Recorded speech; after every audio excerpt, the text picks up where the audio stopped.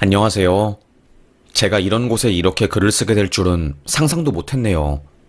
혹시라도 이 이야기를 듣고 저인 것을 눈치챈 분은 모른 척하고 지나가 주셨으면 좋겠습니다. 그럼 제 이야기 시작해 보겠습니다. 저는 어릴 때부터 다양한 해외 지역을 순방하면서 살았어요. 아버지께서 주재원이었고 엄마는 국제통역사였거든요. 이런저런 영어권 국가에서 살면서 다양한 시각과 가치관을 배웠고, 그것은 제가 삶을 살아가는 데 있어서 잊을 수 없는 너무나도 소중한 자산이 되어 주었습니다. 그렇게 해외에서 공부를 한 저는 한국에 들어와서 갤러리에서 일을 하고 있었고, 큐레이터로 삶을 살았어요. 그런데 사실 해외도 마찬가지겠지만, 국내 미술 시장에서 미술 작품이 판매되는 것은 굉장히 고인물들이 장악하고 있거든요. 그들만의 세계였습니다. 좋은 학벌 집안을 가진 저였기에 다행히 대놓고 무시를 당한 적은 없어도 외국에서 들어와 한국 미술 세계를 모른다는 이유로 뒷담 아닌 뒷담을 엄청 많이 까였어요. 해외 대학은 돈만 주면 들어가는 곳 아닌가? 그냥 별 보잘것없는 곳 아니야? 그러게 얼굴도 이쁘장하고 왜 여기서 큐레이터 하는지 모르겠어. 작품보다 저 여자 얼굴에 더 눈길이 가니까 짜증나 죽겠다니까. 뭘 원하고 들어온 거야? 아니면 갤러리 관장 똥꼬라도 따라다녀서 콩고물 얻어먹으려고 하나? 하여튼 처음부터 끝까지 맘에 드는 구석이 하나도 없다니까. 그런 소문과 반응들을 제가 모를 리가 없었어요. 되게 심리적으로 갈수록 위축되어 있었고, 나중에는 심리 상담까지 받아야 했어요. 선생님, 저는 외국에서 살다 와서 그런지 한국의 이런 폐쇄적이고 학벌주의에 학연 지연에 따라서 판이 움직이는 게 너무 이해가 안 되어요. 힘들어 죽을 것 같아요.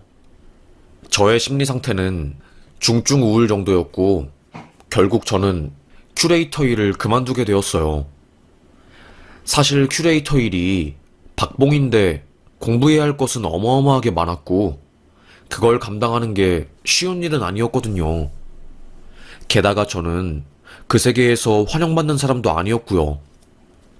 하여튼 일을 그만두고 모아둔 돈으로 저는 저의 심리치료를 하는데 돈을 다 쓰게 되었습니다. 그때 심리센터에서 제안받은 게 집단 심리 상담이었어요. 비슷한 고민을 가지고 있는 사람들이 원형으로 앉아서 서로의 이야기들을 하고 서로가 겪은 일들을 들으면서 치유를 받는 그런 시스템이었어요. 거기서 저랑 비슷한 상황인 남자를 만나게 되었어요. 그 남자의 이야기를 들으니 눈물이 나더라고요. 저는 한국 사회 자체에서 이런 일을 겪은 거지만 그 남자는 집안에서 저랑 비슷한 취급을 당했더라고요. 저는 남부럽지 않은 부자 집안에서 살았어요. 초밥 먹으러 일본 가고 스파하러 핀란드로 훌쩍 다닐 수 있는 그런 시간적인 여유를 가진 사람이었으니까요. 그런데 저는 불행했습니다. 전 서울대학교 수학과에 다니고 있었어요. 네, 서울대는 남들이 다 부러워하는 최상위 학벌이었지요. 하지만 우리 아버지는 서울대 법대를 나와서 판사를 하다가 4대 로펌 파트너 변호사를 하고 있는 최상위권 권력을 가지신 분이었고, 어머니는 서울대 미학과를 나와서 박사까지 공부하신 분이었어요. 아버지께서 저에게 바라시는 것은 없었지만, 어머니는 어떻게든 사회의 최상위 단계까지 저를 보내려고 안간힘을 쓰며 노력하시는 분이었습니다. 정말 지금 생각해도 피눈물이 나요. 집안에 변호사는 있으니 의사가 한 명 나와야 한다면서 서울대 의대에 저를 보내려고 무려 오수를 시키셨거든요. 저는 그래서 군대는 28살에 갔어요. 그 사람의 말을 들은 저는 숙연해졌어요. 오수라는 게 쉬운 선택이 아니거든요. 입이 떡 벌어질 정도로 무척이나 놀랐습니다. 그래서 어머니 때문에 우울증이 생기고 결국에 지방의 한 의대에 합격했지만 우울증에 심하게 시달린 저는 기숙사 4층에서 기말고사 본과 들어가기 전에 뛰어내립니다. 그때 아마 기사도 나고 난리가 났던 걸로 기억해요. 학업 스트레스로 인해서 의대생이 몸을 던졌고 밑에 있는 나무가 충격을 흡수해서 살 수 있었다고요. 하지만 저는 학업 스트레스 때문에 몸을 던진 게 아니었습니다. 어머니 때문에 서울대 의대가 아니라 지방대 의대를 갔기 때문에 삼류 의사가 될 거라는 어머니의 그 말 때문에 그게 너무 머릿속에서 맴돌았기 때문에 제가 그런 선택을 한 거였어요. 그 뒤로 그 남자는 결국 의대를 자퇴하게 되었고 서울대에 재입학해서 무사히 졸업을 한 뒤 평범한 삶을 살게 되었다고 하더라고요. 자신은 남들의 기준에서 봤을 때 상류층의 삶을 살고 있지만 어머니의 기준으로 봤을 때는 창피한 보잘것없는 인생을 살게 되었다고 말을 했죠. 왠지 모르게 그 남자의 인생에서 제가 보였습니다. 제가 한국에 들어와서 직장 생활을 할 때 그 감정들이 그 남자가 느낀 감정과 비슷하다는 생각이 들었기 때문이었어요. 뭐라고 설명을 해야 할지는 모르겠지만 왠지 마음이 같고 그렇게 서로에 대해서 알아가다가 저희는 조심스럽게 연애를 하게 되었어요. 비슷한 사람 두 명이 만나니까 치유도 되고 이 세상에 나 같은 사람이 또 있다는 사실에 마음이 많이 편해졌지요. 존재 자체만으로 위로를 받을 수 있었어요. 그러다가 저희가 오랫동안 교제를 하게 되었고 자연스럽게 결혼까지 가게 되었어요. 그때는 행복했습니다. 사실 큐레이터 일을 그만두고 사회적으로 소외되었다는 생각에 소속감도 없고 힘들었거든요. 그런데 결혼을 하게 됨으로써 소속감도 생기고 좋았어요. 시모는 그래도 뭐 집안은 좋네. 어머님께서 명문대 출신 통역사에 아버지는 주재원이고 아프리카에서도 살아보고 뉴욕에 파리에 학벌도 나쁘지 않고 역시 어머님은 저라는 사람 자체를 궁금해하는 것보다는 가진 것들을 궁금해하셨습니다. 저는 남편의 히스토리를 전부 다 아니까 그렇게 놀란 것은 없었어요. 딱 어머님 이야기를 듣는 순간 남편 진짜 고생 많이 했겠네. 순수한 사람이 저런 틀에 살았으니 얼마나 힘들었겠어 싶더라고요. 솔직히 남편의 집안은 정말 으리으리한 사회의 상류층이었고 저도 겉보기에는 굉장히 부럽고 멋있어 보여서 당연히 남편도 행복할 줄 알았는데 그게 아니니까 인간미도 느껴지더라고요. 여튼 그렇게 결혼에 꼴이 나게 되었고 평범한 삶을 살게 되었습니다. 저는 결혼한 지 1년 만에 너무나도 작고 소중한 딸을 가지게 되었어요.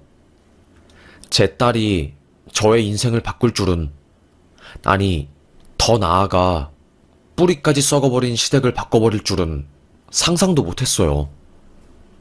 딸은 참 이쁘고 귀여워서 시댁의 사랑을 독차지했어요. 우리 엄마 아빠는 해외에서 살았기 때문에 영상통화로나마 아이를 보았고요. 하여튼 어머님은 아이가 태어날 때부터 주문을 걸었습니다. 정말 다른 사람에게 제 이야기를 들려주었을 때는 아니 진짜라고? 니네 시모가 그렇게 애들한테 말했다고? 세상에 무섭다 좀 이럴 정도였어요. 어머님은 아직 기어다니지도 못하는 제 딸에게 네가 우리 집안 명예를 드높여야지. 서울대 가서 인류가 되어야 한다. 너는 내 아들이 못 이룬 서울대 의대를 가야 한다. 와, 저는 이 말을 듣는 순간 무슨 공포 영화를 보는 듯 했어요. 아직 아무것도 모르는 아이한테 너무한 게 아닌가 싶더라고요. 무슨 이런 여자가 다 있나 싶었습니다. 하지만 대놓고 뭐라고 할 수는 없으니 에이 어머님 애한테 왜 그러세요? 아직 기어다니지도 못하는 아이한테. 저는 아이를 잘 키우고 싶었어요. 뭐 시댁의 가치관처럼 높은 곳에 아이가 올라가도록 만들고 싶은 게 아니라 자기가 하고 싶은 일을 하면서 남들의 잣대에 흔들리지 않고 내면이 단단한 아이로 만들고 싶었거든요. 그래서 어릴 때부터 그저 세상의 기준에 맞추어 아이를 키우지 않으려고 노력 많이 했던 것 같아요. 그렇게 아이가 유치원에 다닐 때쯤 해외에 나가서 아이를 키우면 좋겠다 라고 생각을 했고, 그때 엄마의 전화가 걸려왔어요. 수지야, 아빠가 많이 아프셔. 된다면 1년 정도 들어와서 아빠 좀 봤으면 좋겠다. 떨어진 지 너무 오래되지 않았니? 그때 아빠는 캐나다에 계셨습니다. 원래 폐 쪽으로 지병을 앓고 있었던 아빠가 점점 더 상황이 안 좋아진 거였어요. 저는 아이를 데리고 캐나다에 갈 수는 없었어요. 아직 아이가 좀 어리기도 했고, 적어도 초등학교에 들어갔을 때쯤에 아이를 데리고 해외로 나가려고 했거든요. 남편은 이 소식을 듣고, 그럼 당신이 캐나다로 가서 아버님 뵙고 와야지. 몸이 많이 편찮으신데 얼굴 한번 안 보러 가는 것도 문제고. 그러면 당신이 몇 년 뒤에 우리 애기 유학할 거 알아볼 겸 아버님한테 1년 정도 갔다가 와. 엄마한테 아이 맡기면 되니까. 엄마, 우리 딸 좋아하니. 저는 조금 걱정이 되었지만 남편이 배려를 해준 덕에, 그리고 석사 공부하면서 교육학을 공부하신 시모를 믿고 출국을 했습니다. 엄마 가지 마. 엄마, 나 데리고 가. 아빠의 품에 안겨서 엉엉 우는 딸을 보니 참 이것도 못할 짓이다 싶더라고요. 엄마, 외할아버지가 아파서 간호하고 와야 해. 그러니까 조금만 아빠 옆에서 엄마 기다리고 있어. 외할아버지 건강해진 다음에 우리 딸 보러 올 거니까. 알겠지? 정말이지, 엄마? 엄마는 약속은 꼭 지켜, 우리 딸. 그렇게 헤어진 저는 캐나다에서 아빠의 일 관련 서류들이랑 아빠가 아파서 처리하지 못한 것들을 처리하면서 시간을 보냈어요. 다행히 아빠는 빠르게 몸이 호전되었고, 저는 예상한 시간보다 훨씬 더 일찍 한국에 들어오게 되었습니다. 그때 일이 터진 거였어요. 남편은 밥 먹듯이 야근을 하고 있었고, 그리고 위에 문제가 생겨서 수술을 한 거였어요. 외국에 있는 제가 걱정할까봐 그 이야기를 안 했던 거고, 그 사이에 제 딸내미는 시댁에서 아예 산 거였고요. 그런데 문제는 제 딸이, 그렇게 말을 잘하고 똑부러진 제 딸이 실어증에 걸린 거였습니다. 어머님, 애가 왜 실어증에 걸렸어요?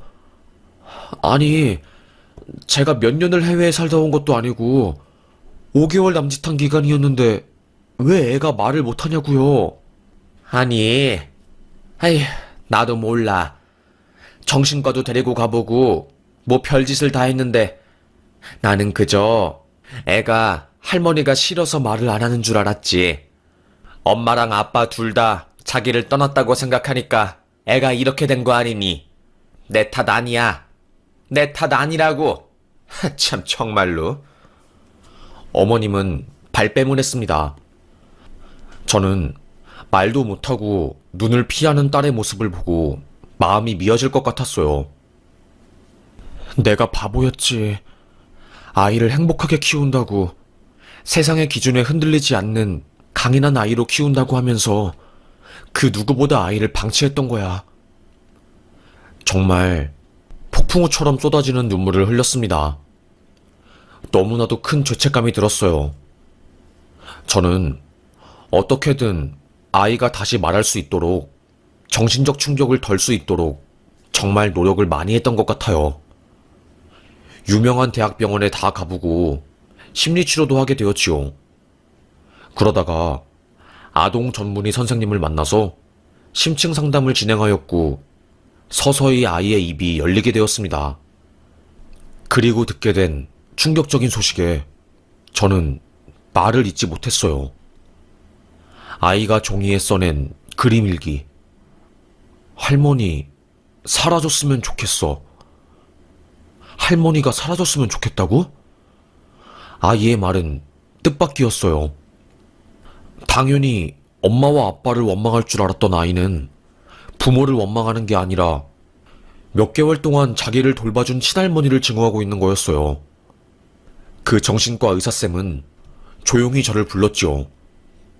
어머님, 아이 심리 상태가 굉장히 심각해요. 이 정도면 아이 학대가 의심되는 상황이고 그림 일기도 꽤나 구체적으로 본인의 힘듦을 표현하고 있어요. 사람의 생존 본능 중 하나가 회피 성향이거든요. 너무나도 고통스럽고 그 상황을 마주하기 싫으면 사람은 회피해버립니다. 아이는 그래서 실어증에 걸린 거예요. 물론 치료를 받으면 다시 정상적인 아이처럼 말하는 게 가능해서 문제가 되지는 않겠지만 부모님과 떨어진 그 시간 동안 아이가 어떤 일을 시댁에서 겪었는지는 꼭 짚고 넘어가야 할 것 같습니다. 저는 딸을 붙잡고 대체 어떤 일이 있었던 거야? 엄마는 우리 딸 편이야. 그러니까 절대로 걱정하지 말고 엄마한테 모든 걸 털어놔, 딸. 엄마는 이제 절대로 우리 딸을 떠나지 않을 거야. 알겠지? 응? 저는 딸을 안심시키는데 모든 신경을 다 썼던 것 같아요. 다행히 딸은 엄마를 믿고 아빠에게 의지를 하면서 점점 자신의 모습으로 돌아오게 되었고, 그제서야 소름 끼치는 이야기를 꺼냈어요. 물론 이걸 직접적으로 저에게 말한 것은 아니고 심리 상담사를 통해서 간접적으로 말을 했나 봐요. 사실 할머니가 나 괴롭혔어요. 이상한 옷을 입은 사람이 나한테 와서 방울을 막 머리에 치고 내가 조금이라도 책상에서 나오려고 하면 할머니가 회초리로 내 발바닥 때리고 서울대에 가야 한다고 구박했어요. 할머니 너무 무서워요. 내가 산수를 틀리면 내 뺨을 때리고 그랬어요. 나 탈출하고 싶었는데 엄마는 1년 뒤에 오고 아빠도 병원에 있어서 나는 아무것도 할 수 없었어요. 할머니가 벌을 받았으면 좋겠어요. 아이의 말에서 나온 것은 그야말로 충격 그 자체였습니다. 그 말을 들은 제 남편은 기절을 할 뻔했어요. 엄마 정말로 미쳤구나. 내가 어릴 때 엄마한테 당한 그거를 똑같이 내 딸한테도 한 거네? 정말로 이걸 어쩌면 좋아. 남편은 어릴 때 시모가 명문대에 가서 성공한 인생을 살아야 한다고 하면서 의자에 밧줄을 칭칭 묶어가지고 거의 준 감금을 한 상태로 제 남편을 괴롭혔대요. 남편은 그 어린 나이에 닭똥 같은 눈물을 흘리면서 죽을 만큼 힘들게 공부를 해서 서울대 수학과에 들어간 거고요. 중간에 체육 시간에 허벅지랑 발바닥에 잔뜩 든 피멍을 보고 애들이 선생님, 옆상이 다리에 멍투성이에요. 신고를 했고, 그 과정에서 시모가 체벌을 심하게 했다는 사실이 밝혀져서 다행히 고등학교 2학년부터는 체벌을 당하지 않았지만 남편은 굉장히 오랫동안 그 상처로 인해서 정신과를 다녔고요. 엄마 진짜 미쳤구나. 이제 그딴 짓은 나로 끝낼 것이지. 이제는 내 딸한테도 그런 짓을 해? 대체 돈이랑 명예가 뭔데 나를 이렇게 고통스럽게 하는 거야? 진짜 죽고 싶네. 대체 나한테 왜 이러는 거냐고, 제발. 남편은 제 앞에서 펑펑 울었어요.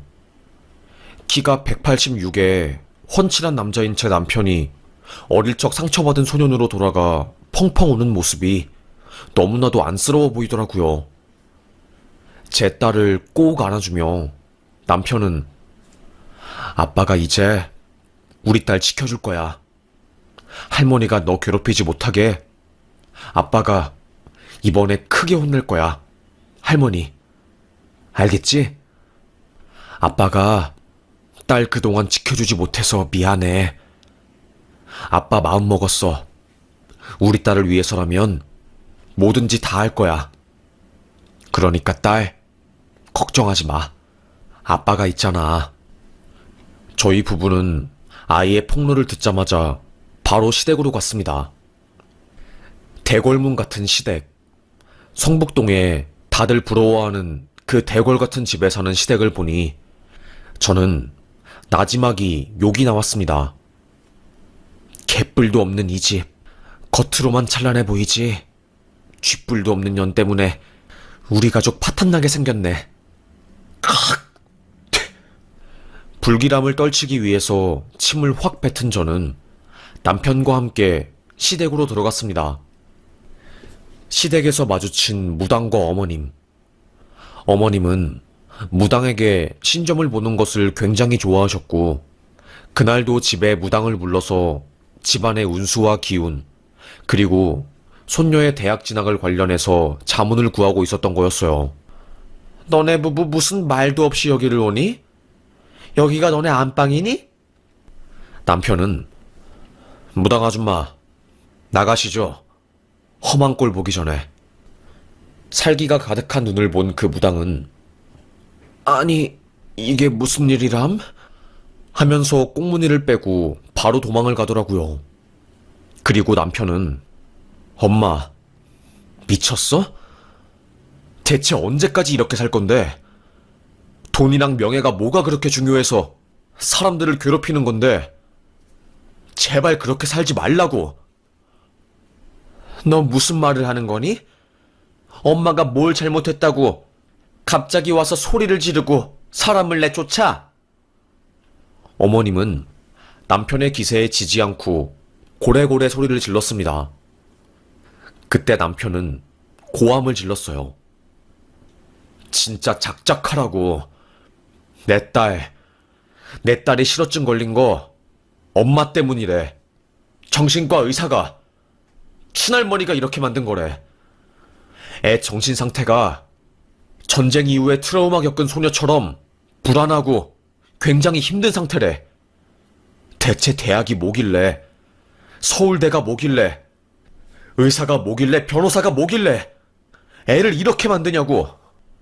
어머님은 눈 하나 깜빡이지 않았습니다. 너는 네가 누리고 있는 것들이 그냥 누리는 건 줄 아니? 아주 땅거지가 되어야지 네가 정신을 차리지. 네가 이렇게 사는 것도 내가 만들어준 거야.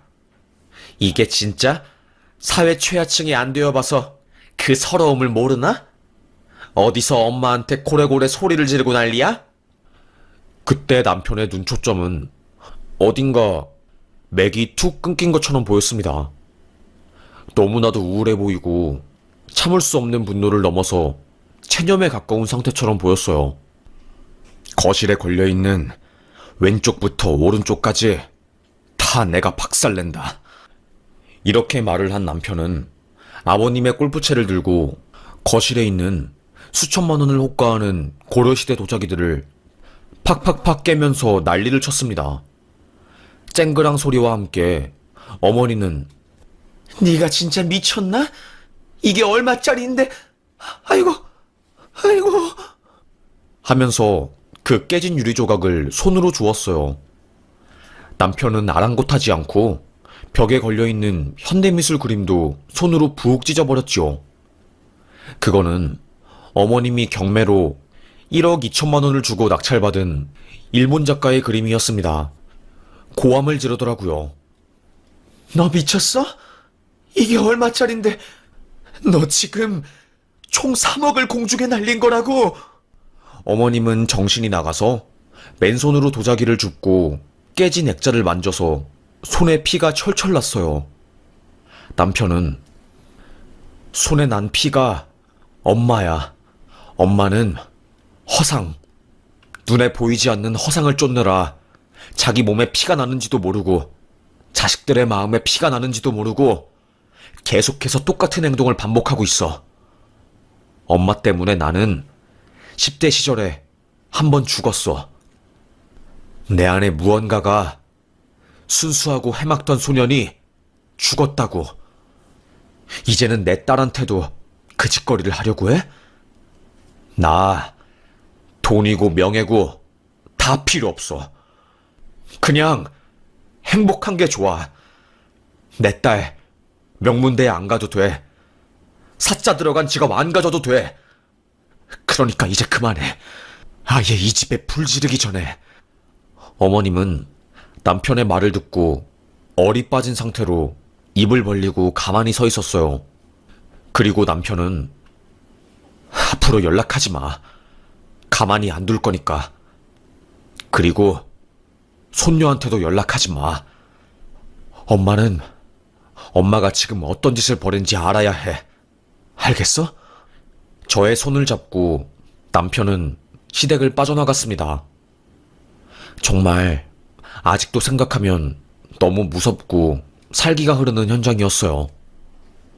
저희가 대문을 나가자마자 어머님은 가슴을 퍽퍽 치면서 내가 아들을 괴물로 키웠구나. 나 때문에 서울대 입학한 것은 알지도 못하면서 이게 정말로 미쳤구나 미쳤어. 곡소리가 들려왔습니다. 솔직히 말하면 저는 그 소리조차 듣는 게 싫더라고요. 어머님은 자신의 아이를 고문 수준으로 공부시킨 것은 기억 못하고 오롯이 본인 때문에 아이가 좋은 대학에 갔으니 엄마한테 순종해야 하고 엄마가 원하는 인생을 살아야 한다는 것을 강조하더라고요. 이러니까 온 가족이 파탄이 나지. 이렇게 잘 사는 집안이 충분히 행복할 수 있는데 누군가의 욕심 때문에 그 집안 자식들이 다 정신병에 걸렸네. 에휴, 너무 분했습니다. 그 피해자가 제 딸이 되었다는 것도 부정하고 싶을 정도로 고통스러운 현실이었어요.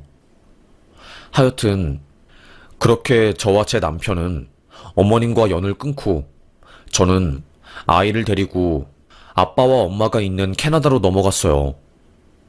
한국에서 크나큰 상처를 받은 제 딸이 자연이 있는 캐나다로 가서 심적으로 힐링을 받았으면 좋겠다는 생각이 들었기 때문이었죠. 다행히 딸의 실어증은 완전히 치료가 되었고 그곳에서 또래 친구들과 공부 스트레스를 받지 않고 행복하게 학교 생활을 했습니다.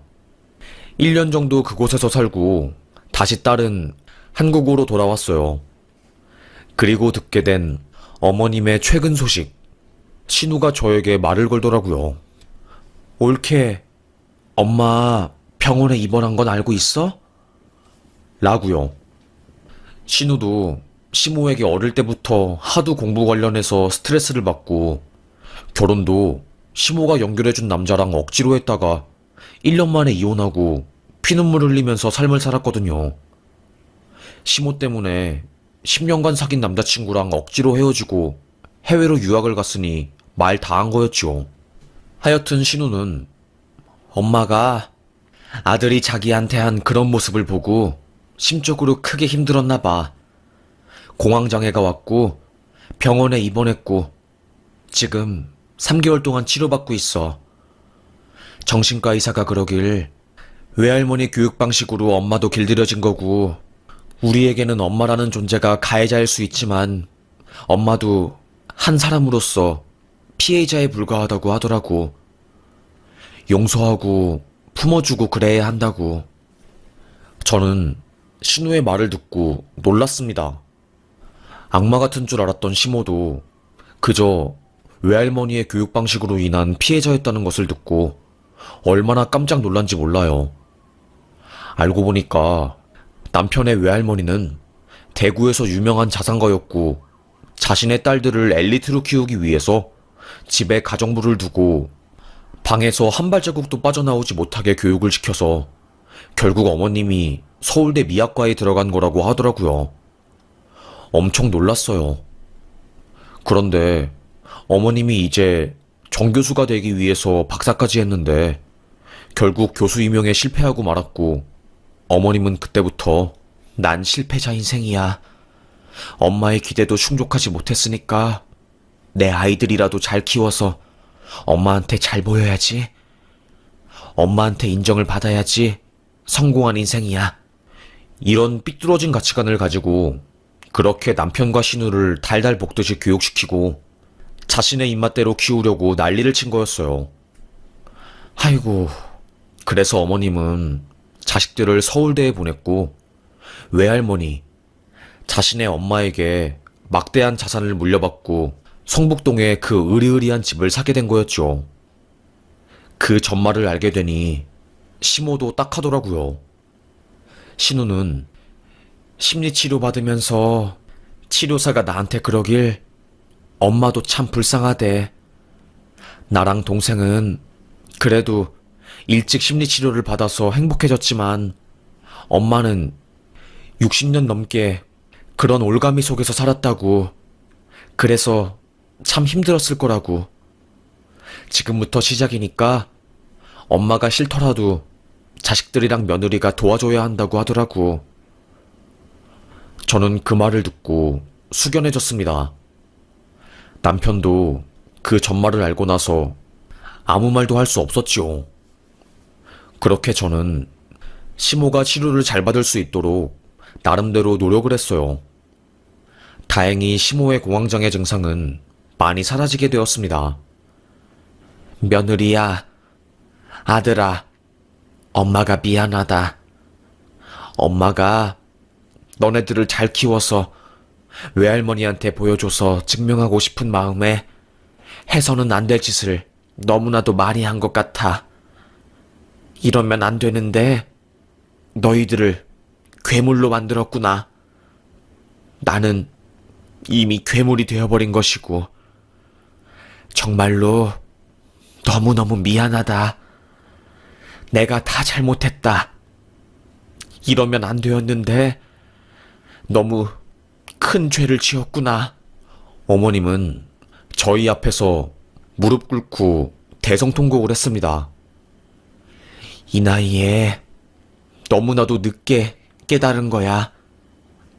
나는 텅 빈 인생을 살았지. 미술에 관심도 없는데 그저 있어 보이는 여자의 삶을 살기 위해서 미학과를 갔고 현금을 마련해서 미술품을 사는데 급급하고 그걸 지인들한테 구경시켜주면서 묘한 우월감을 느끼고 그러면서 살았어. 내가 바보였지. 내가 너무나도 바보였어. 세상에 미안하다. 지금 이렇게 뒤늦은 사과가 너희에게 통할지 모르겠지만 평생 죽을 때까지 반성하면서 살게. 정말로 미안하다. 너무 화가 난과 동시에 눈물이 났습니다. 남편도 그 옆에서 울더라고요. 너무 자신의 인생이 불쌍했겠지요. 수학자가 되고 싶었던 남편이었지만 부모님 때문에 의학과를 가게 되었다가 자퇴를 하고 결국 그냥 대기업에 입사를 했으니 얼마나 한이 맺히겠어요. 군대도 늦게 가서 적응도 잘 못하고 마음이 너무너무 아팠습니다. 결국 남편은 어머님을 용서했어요. 됐어요. 이제는 미안하다고 하지 마세요. 엄마도 피해자였으니까. 처음부터 엄마가 괴물은 아니었겠지요. 그리고 어머님은 제 딸에게 가서 대성통곡하면서 사죄를 했습니다. 착한 딸은 괜찮아 할머니. 나 이제 할머니 미워하지 않아. 캐나다에 있는 내 친구 케빈이 그랬어. 나를 괴롭힌 사람들은 결국에 내가 용서를 해야지 이기는 거라고. 그래서 난 할머니 용서했어. 더 이상 밉지 않아.